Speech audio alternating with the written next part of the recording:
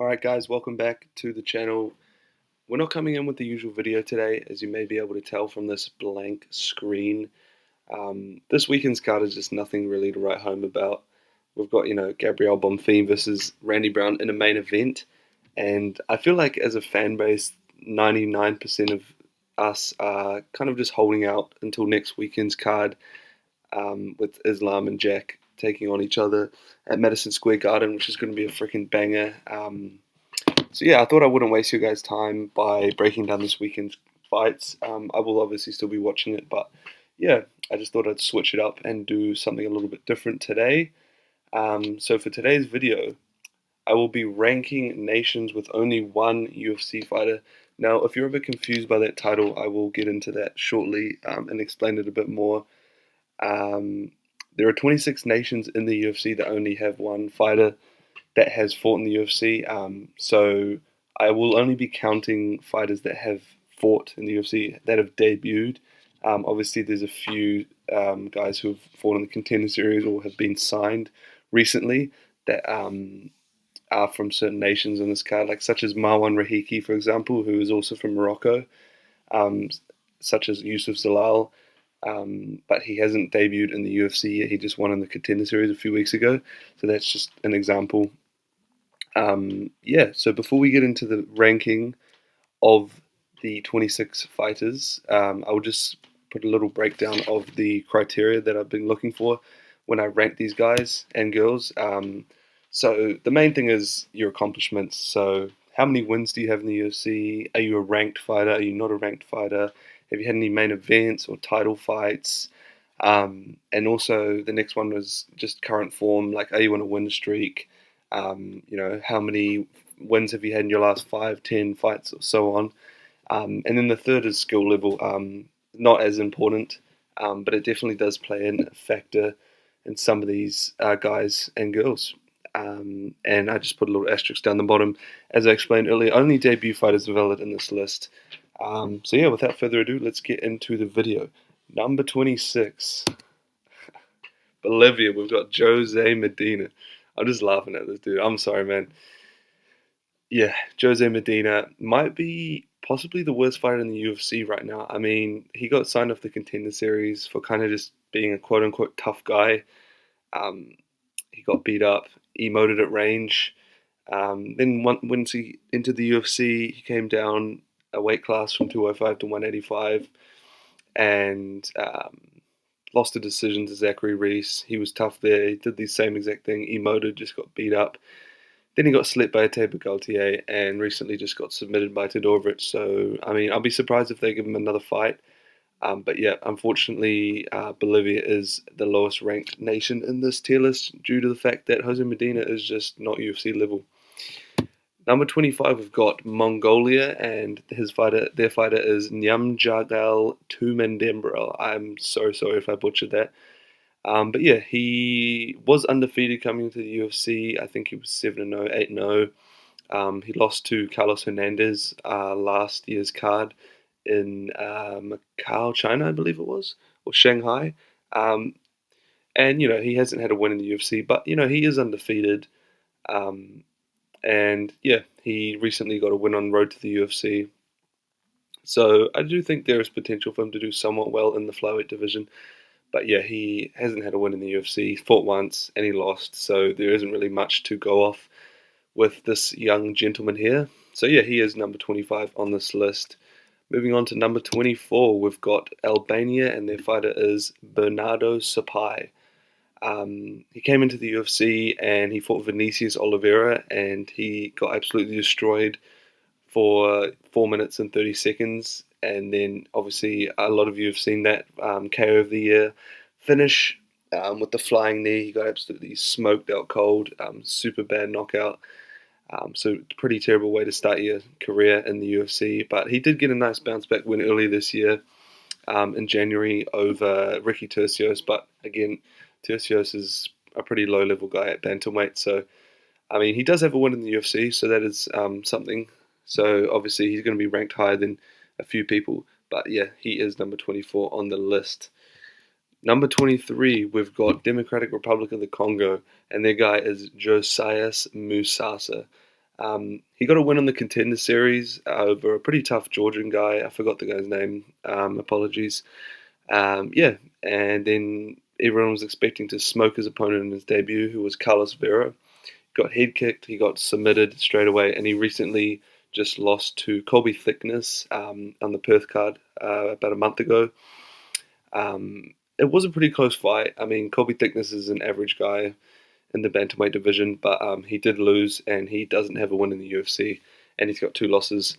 But other than that, he's a physically talented guy. I do think if he gets back on track with a win in his next fight, he can kind of carry that momentum on to you know moving on to beating high level competition. But yeah, for now he's going to be number 23. He's 0-2 in the UFC. But yeah, I still think he's a talented guy, and there's a bit of potential for him in the future. Number 22, we've got Vietnam, and their guy is Quang Le.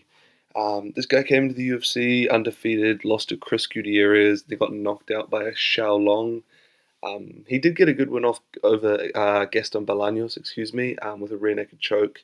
And Bolaños is a decent guy, and he's not a fucking bum, I wouldn't say. He's a talented striker, and Quang Le did finish him, but then he recently got knocked out by a guy making his debut, Santiago Luna at UFC Noche. So yeah, he does have a win in the UFC, but he is 1-3 overall, which is not that great. So yeah, we're going to put him at number 22. Number 21, we've got Andreas Gustafsson from Sweden. Now, obviously, there was a lot of hype surrounding this guy coming into the UFC.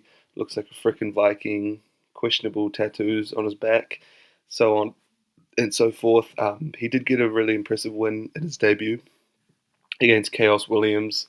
Kind of just mauled him in the grappling. Didn't finish him, but it was a really dominant decision. And Kalen Williams just really couldn't do anything in that fight. And then recently, he got slept out cold by Rinat Fakhretdinov in about a minute flat, which is not, obviously it's really not a bad loss. Excuse me, yeah, it's really not a bad loss losing to a guy like Rinat.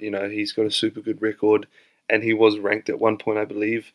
But yeah, he hasn't really proven that much in the UFC, despite having an impressive win in his debut. I mean, Chaos Williams is not the best 170-pounder.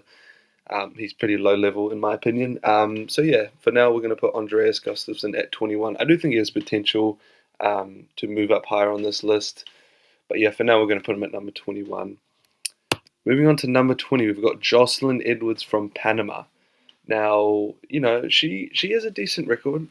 She's got quite a few wins in the UFC, 7 wins, 4 losses. And if you look at her losses, she's only really losing to the ranked, the ranked portion of the bantamweight division. The Eileen Perez's, the Carol Hosas, and she's actually ranked herself number 14. But that's not too hard, really, in my opinion. If you are, somewhat athletic and somewhat good at striking and / or grappling in the women's 135-pound division, you can go quite a long way. But yeah, she's an average. She's an average bantamweight. She is ranked right at the bottom of the women's bantamweight rankings, and yeah, we have Jocelyn Edwards at number 20 for now. Moving on to number 19, we've got Balaji Oki from Belgium. His record is 10-3. He's 2-2 in the UFC. He looked really impressive on the Contender Series. I thought he was super powerful. I thought he was going to be quite a good prospect coming into the UFC. I'm not sure if he actually. I can't remember if he lost his debut. I believe he did. And then he got submitted. He won his next fight against Michael Aswell. Got submitted by Chris Duncan, and then recently got TKO'd by Mason Jones. So yeah, I think he did win his UFC debut over Timothy Kwamba. It's quite interesting because on the Contender Series, he seemed like a bit of a knockout artist. He had super good body punching, powerful on the feet. But since he's been in the UFC in his last 4 fights, he's kind of become more of a grappler. I mean, obviously, in his debut, he took down Kwamba and kind of just lay on top of him. Landed some good shots on the feet, but mostly just grappled. And then he got guillotined by Chris Duncan while in. He was in full full mount, I believe. I'm not sure. Full guard from top, and he got guillotined. Yeah, so Balaji Oki, I do think he has potential to bounce back from his last fight, but I don't think he's the prospect that we all thought he was going to be. Obviously, he's got 2 wins, 2 losses. He's a middle of the table guy at 155. He's not terrible, but he's not amazing either, and that's why he's at number 19. Moving on to number 18, we've got Ibo Aslan from Turkey. He's another guy who's quite similar to Balaji. I mean, he came off the Contender Series, had an impressive win, um, but he hasn't really quite turned out to be the prospect that we thought he'd be. He started in the UFC with a 2-0 win streak. He got a knockout over Rafael Sequeira, and he knocked out Anton Turkalj, who was his only defeat before that. But since then, he's been on a 2-fight losing skid to getting submitted by Iwan Kutalaba and losing a decision to Billy Elikana. So yeah, he's. I don't think he's quite the prospect that he was hyped up to be at the start of his UFC career. But I still think he has potential. So yeah, in that sense, he's quite similar to Balaji, 2-2 in the UFC. Not the prospect that he was hyped up to be, but yeah, still potential. Number 17, we've got Temba Garimbo from Zimbabwe. He started off the UFC with a loss to AJ Fletcher, who's pretty much long gone. And then he went on a good winning streak. I think it was 4 fights in a row. Yeah, 4 fights in a row. With some decent wins in there. I mean, he beat Nico Price, among a few others that I can't remember. Ramiz Brahmai. So, some decent wins in there. But then he got matched up with Vicente Luque last year, and I think it was December's pay-per-view, and he got put to sleep with a D'Arce choke in about 1 minute. And then just last weekend, he lost to Jeremiah Wells, which I don't think is a great loss, especially considering, there was a bit of hype around this guy. Obviously The Rock bought him a house, and there was all this things going on. He was quite popular, but yeah, I do think he's quite overrated. But he's got 4 wins in the UFC, and he's a good grappler. He's a decent striker. So we're not going to rank him too lowly. So yeah, that is our number 17 pick, Temba Garimbo. Number 16, we got Yadier Delvalle, who also fought on last weekend's card. And I just want to point this out. I do feel quite bad for Yadier Delvalle because obviously he was in a fight that was clearly fixed against Isaac Dalgarian. Dalgarian 100% through the fight. We all know what's going on here. And I feel like it's just kind of taken away from how good Delvalle is. I still think he is really good. Obviously, he's 10-0. He's undefeated, 2-0 in the UFC. Another Contender Series prospect. Super good grappler. He's a black belt BJJ. But again, like that last performance he had was impressive, right? But he didn't know what the fuck was going on. He's not the one at fault, obviously. It's his opponent, Dalgarian. And yeah, unfortunately, due to the fact that Dalgarian definitely threw the fight, I think it does kind of take away from his performance. But I am going to put him at number 16. I think he's a really good prospect. He is undefeated, very skilled, but he hasn't really proven anything yet in the UFC. He beat Conor Matthews in his debut, who is fucking pretty much a can. And, he did beat Dalgarian, who was a good wrestler. He was a decent guy in the UFC, but obviously you can't really tell how well he would have done if, Dalgarian hadn't thrown the fight, because he did. So yeah, it's just unfortunate, but I think that Delvalle will do. I think Delvalle will go quite far in the 145-pound division. But yeah, for now we're going to put him at number 16. Moving on to the top 15, we got Guyana, Carlston Harris. Damn, this guy's been through some shit. He looks like he hasn't slept in days. But yeah, anyway, Carlston Harris, he's a veteran of the UFC. He's got 4 wins, 3 losses in his record, 19-7. It's not the best record, but if you're looking at his resume, he's only really lost to top 15 guys or former top 15 guys. Obviously, he got knocked out by Shavkat. Nothing wrong with that. Recently got KO'd by Ponzinibbio, and he did lose to Chaos Williams, but I mean, anyone can lose to Chaos Williams at any given day. The man's a fucking punching machine. He's got insane power. So yeah, Carlston Harris is in the top 15. I mean, he's a bit of a jobber at 170, but I do think he has a pretty respectable record. And yeah, He is number 15. And number 14, we've got Loma Lukbunmi. She recently was ranked number 14 before her loss to Alexa Tainara a few weeks ago at UFC Perth. Um, Record's 10-4. She's got 7 wins in the UFC, only 3 losses, which I think is quite good. And like I said, she was ranked. I think a lot of people would maybe disagree with this because, she's not well known or, things like that. But she's a good striker. She's got great Muay Thai, obviously coming from Thailand. Um, and yeah, she's our number 14 pick. Moving on to number 13, we've got Ateba Gautier. Um, yeah, this guy is one of the most hyped up prospects in the sport right now. He's 9-1, 3-0 in the UFC. Um, yeah, obviously he hasn't really beaten anyone of significance yet. He's just smoking these dudes in the first round. These middleweight jobbers. He's putting them away in like 2 minutes, sleeping them out cold. Yeah, he's a great prospect, and he's super skilled, young guy, really talented. But like I said, he hasn't really proven his worth yet at 185. I don't think anyone really wants to. I think the problem is like no one wants to fucking fight this dude. Like if you're a higher ranked guy at 185, it's like why the fuck would you want to fight this dude? Like you're fighting a 23-year-old unranked Francis Ngannou lookalike impersonator. Like, I think that's why he's been struggling to find fights. I mean, the last guy he fought was like, what? Like, what the fuck? Who? It's like they picked this guy out from the crowd or something. I don't understand.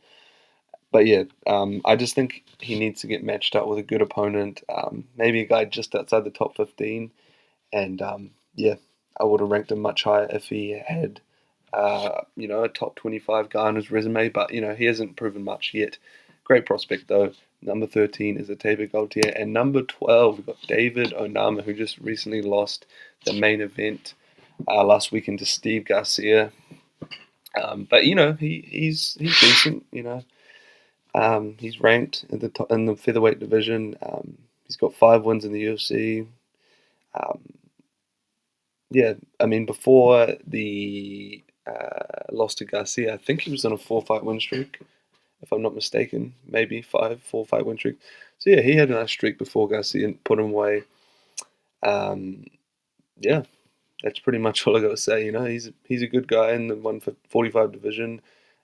Throws hard shots, decent grappling, and yeah, he's our number 12 pick. Number 11, we got Ignacio Bahamondes from Chile.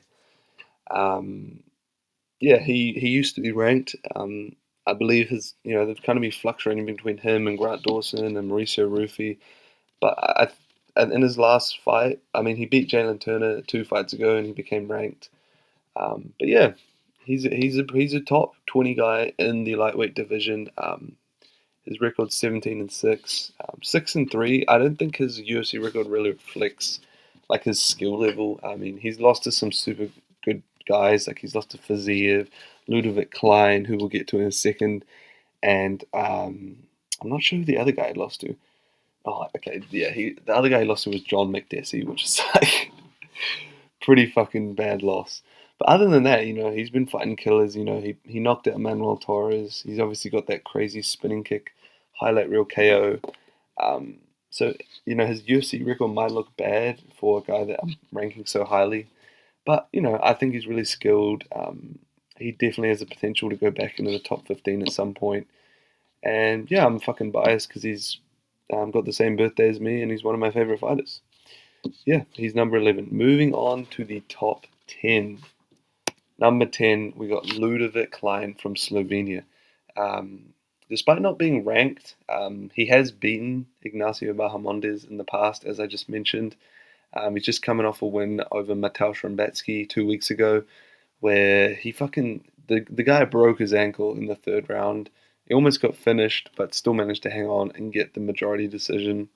Like, the thing is, if this guy was in any other weight class, he would definitely be fucking ranked. But because he's in 155, it's like the hardest.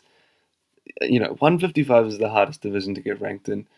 And this guy's super talented. He does have some strange losses on his record. Like, I mean, he drew with Jai Herbert. He lost to fucking Nate Landwehr, which is kind of confusing because he's beaten guys who are really good. I mean, obviously he lost to Gamrot, which is nothing to complain about. He's got a great record. He's 25-4-1, 8-3-1 in the UFC. Yeah, I think this guy's super talented. I definitely think he can get into the rankings eventually. If they give him maybe like I don't know, like a Grant Dawson, or like I think he could beat the fuck out of Benoit Saint Denis. If he loses to Dariush, yeah, this guy is he's a prospect at 155, and like I said, um, he should be ranked, but because 155 is such a fucking shark tank, he hasn't been. But yeah, he is my number 10 pick, Ludovic Klein, the man himself. And number 9, we got Gunnar Nelson. Gunnar Nelson himself. I'm sorry, man.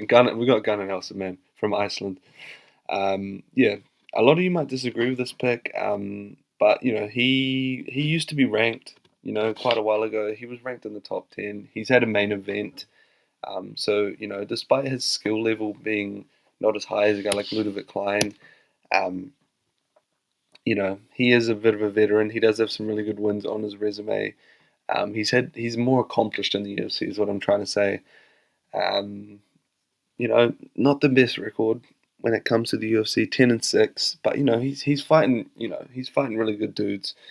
He lost to Kevin Holland recently. He's lost to can't even think Ponzinibbio. I believe he beat Damian Maia like years ago. I mean, he's been in the UFC for like 13 years, 14 years. Super tough guy, veteran, great grappler, and yeah, he's my number 9 pick. Moving on to number 8, we got we got Shamil Ghazi. I'm sorry, man. I'm sorry, bro. This guy is just fucking hilarious, man. Yeah, we got Shamil Gaziev, dude. I mean, yeah, he is a heavyweight. He's 3-1 in the UFC. His only loss in his career is to Jairzinho Rosenstruik, which it's not terrible. It's not the worst loss in the world. He's ranked number 11 in heavyweight, which fucking not that hard to get ranked at heavyweight. Obviously, there's 30 dudes in the division.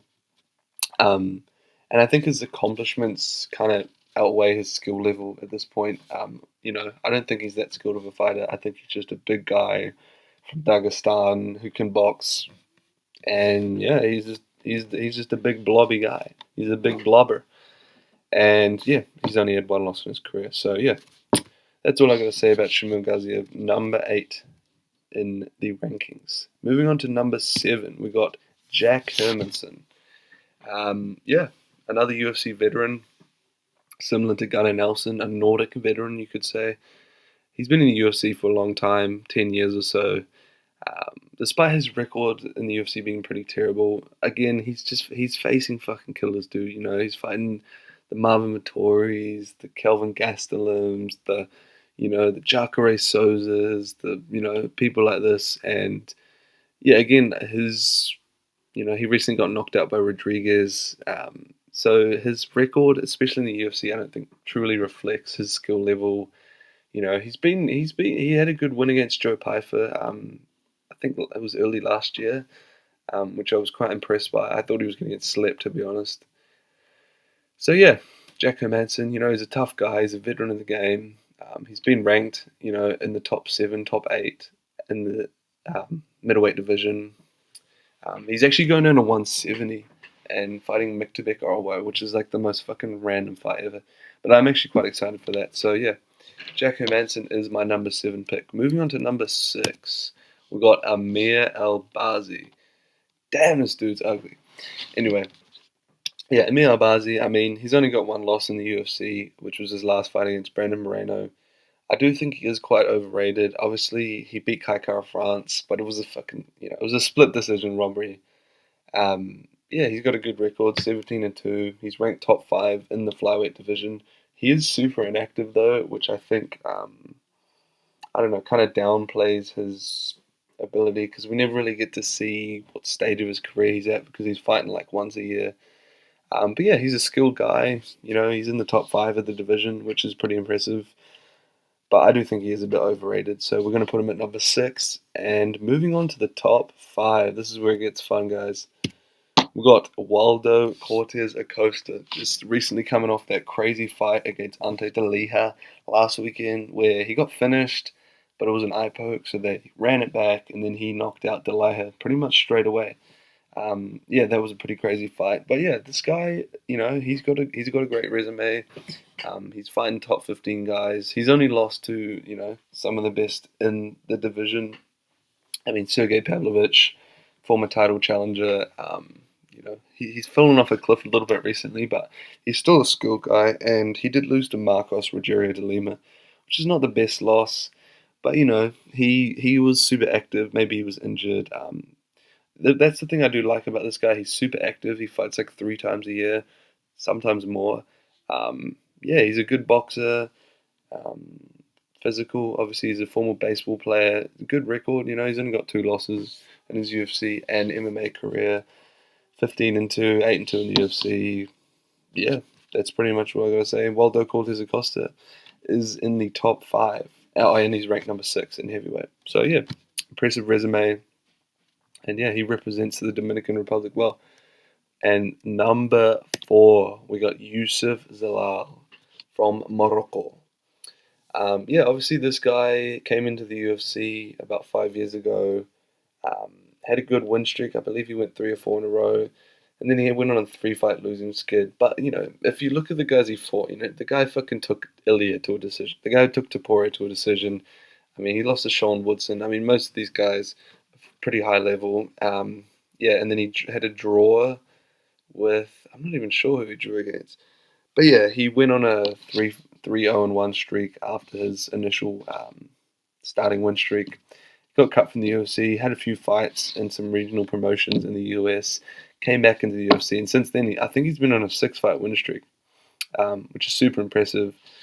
Beating some pretty good guys, Billy Quarantillo, Calvin Kattar, and recently got that super impressive armbar over Josh Emmett.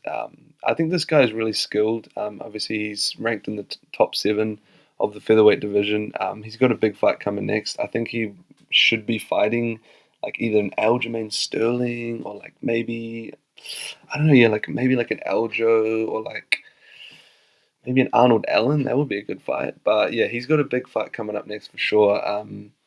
Yeah, he's a super talented guy. Um, he does have a few losses in the UFC, but that was 5 or so years ago, 4 or so years ago, and he's improved a lot. I don't know what the hell this guy was doing outside of the UFC after he got cut, but he's made some serious improvements, and yeah, I've been really impressed with the way he's come back in and just kind of dominated everyone.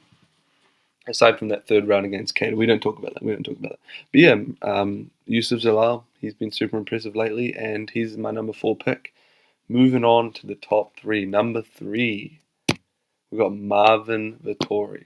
Now, a lot of you guys are going to disagree with this, I think, but he's ranked number 14. Obviously, his UFC record's a bit shocking, 9-7-1. But he has fought for a title, and he's the only guy on this list that's fought for a title. So you do have to respect that, um, and you do have to take that into consideration. Um, so yeah, and he's been in a lot of main events. He's been in the UFC for 10 years. He's never been knocked out, never been dropped. Super tough guy. I mean, he's got the fucking probably one of the greatest chins in the UFC's history. Despite his record not being the best, like I said, super tough guy. Never been finished. He's fought for a title. I mean, yeah, he's pretty accomplished in the UFC. He is actually ranked 14, which is crazy. Like to see his downfall. Like I believe he was ranked like in the top 7, like not even like 2 years ago. I might be wrong, but yeah, Marvin Vittori is my number 3 pick. Yeah, he's a tough guy. How is that even a fucking question, man? What the fuck? Yeah. Anyway, we got the top 2. The top 2 guys, and number 2 is Manel Cap.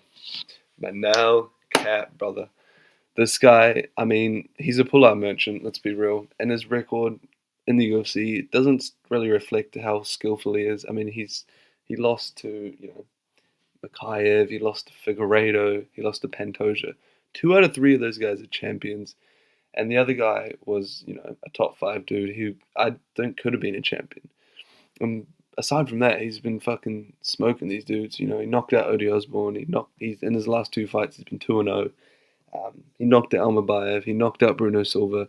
And the Bruno Silva performance was like a masterpiece. The dude was just like, I don't know, the shit was like, bro just entered the Matrix or something. I don't know what was going on there. You know, Bruno Silva just couldn't hit him, and the head movement was incredible, the footwork, the speed. Like, this guy's a super talented fighter, but he just needs to get his weight together. And like, I don't know what's going on. Maybe it's a mental thing. Like, he's pulled out of so many fights. Obviously, he was going to fight Brandon Royval International Fight Week, um, but he had to pull out. I think he like broke his toe or something. Like, the guy just gets injured. He misses weight a lot. Like, you know, he has the potential to be like, you know, fighting for titles and having super exciting fights. And, you know, doesn't mean I don't think he's talented. I mean, he is ranked number 7 in the flyweight division. Yeah, as I'm saying, like he has the potential to be ranked a lot higher if he just gets his act together. Maybe it's just a string of bad luck, dude. But I don't know. Maybe he needs to go up to 135.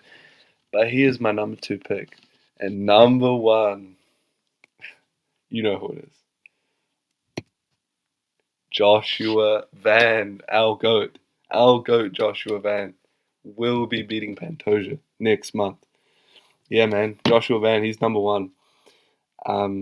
What can I say about this guy? He's crazy active. He fights 3 to 4 times a year. He's 24 years old. Crazy boxing, crazy takedown defense. He takes any fight.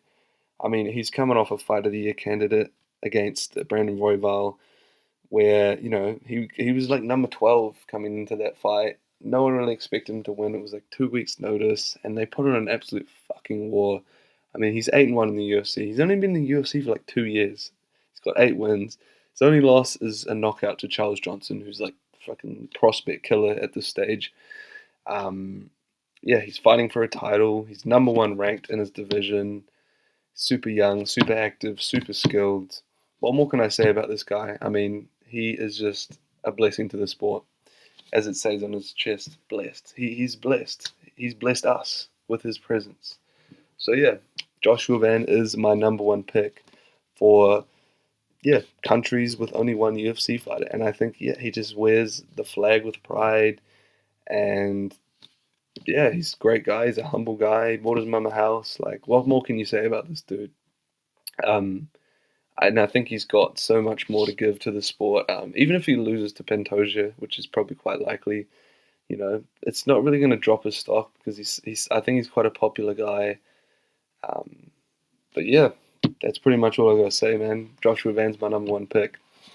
So yeah, guys, thank you so much for watching. I hope you enjoyed this video. Something a little bit different. Yeah, please like, comment, subscribe. Tell me what you thought of the video in the comments. I did put a lot of work into this, ranking all these guys. It wasn't easy. Tell me if you guys disagreed with any of the placements or the, you know, the rankings or whatever it is. But yeah, man, I appreciate you guys for watching this video, and everyone have a good weekend.